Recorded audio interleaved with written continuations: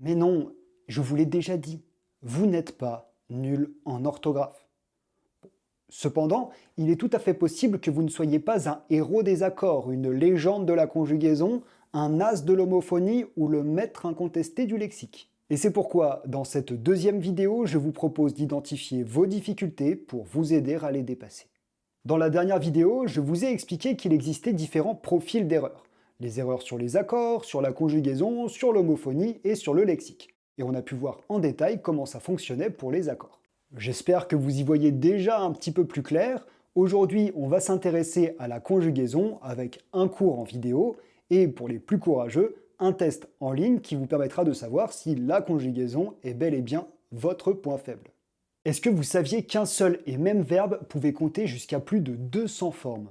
200 formes, 200 formes, 200 formes, 200 formes, 200 formes, 209 même, je les ai comptées. Donc, avec 209 formes pour un verbe comme dire ou manger, on peut comprendre ceux qui ont du mal avec la conjugaison.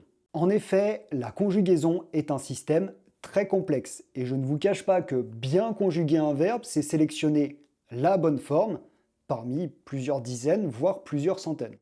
Mais ne vous inquiétez pas, on ne va pas conjuguer tous les verbes, à tous les temps, à tous les modes, à toutes les voix. Vous aurez besoin de quelques conseils pour vous en tirer et je vais vous les donner. Ma première recommandation va peut-être vous sembler bête, mais il faudrait déjà savoir ce que c'est qu'un verbe, parce que sans ça, on va conjuguer les adjectifs. Les roses rouges ENT, on va éviter. Le verbe, c'est une classe grammaticale qui permet soit de désigner un état, comme être ou sembler, soit de désigner une action, comme courir ou manger. Et pour repérer un verbe dans une phrase, on peut tout simplement la faire varier en temps, parce que le verbe change de forme selon le temps qui est employé. Observez cette phrase. Monsieur est en train de travailler. C'est une phrase assez typique, elle ressemble à beaucoup d'autres phrases, elle contient donc au moins un verbe conjugué. Pour le trouver, on peut transposer cette phrase au passé. Hier, monsieur était en train de travailler. Ou au futur. Demain, monsieur sera en train de travailler. Et vous voyez que le seul mot qui change, c'est « est » qui est devenu « était » ou « sera » en fonction du temps. Eh bien c'est lui notre verbe, et c'est à lui que vous devez accorder toute votre attention si vous avez un problème avec la conjugaison. Deuxième chose à savoir sur le verbe, il a un sujet, et sa terminaison change en fonction du sujet. Ça ne s'entend pas toujours, mais le sujet du verbe modifie l'orthographe de ce dernier. Et pour trouver le sujet, donc définir la terminaison du verbe, on peut se demander qui est-ce qui ou qu'est-ce qui avant le verbe. Imaginons que je cherche le sujet des verbes dans la phrase suivante. Il tressaillait d'avance de plaisir à la pensée de la tête que feraient son chef et ses collègues.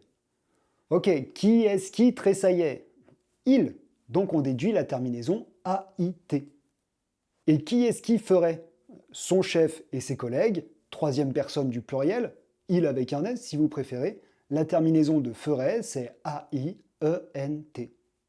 Comme promis, je ne rentrerai pas dans le détail de tous les temps, de toutes les voix, de tous les modes. Si cette chaîne s'appelle un cours de 5 minutes, c'est parce que je n'ai pas vraiment le temps de produire un blockbuster chaque semaine. Mais bienvenue, si vous avez tout à apprendre de la conjugaison, votre parcours ne fait que commencer. Mais il commence sur de bonnes bases. Repérez le verbe, repérez son sujet.